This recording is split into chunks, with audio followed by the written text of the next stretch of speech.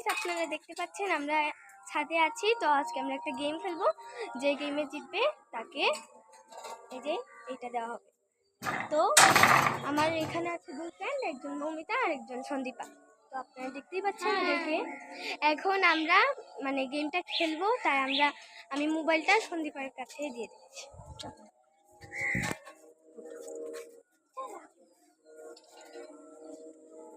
তো এদের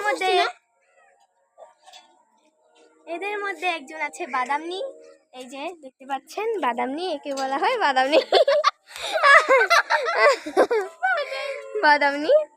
তো নাম সন্দীপা, ধরো অনেক মজা হয়েছে। এখন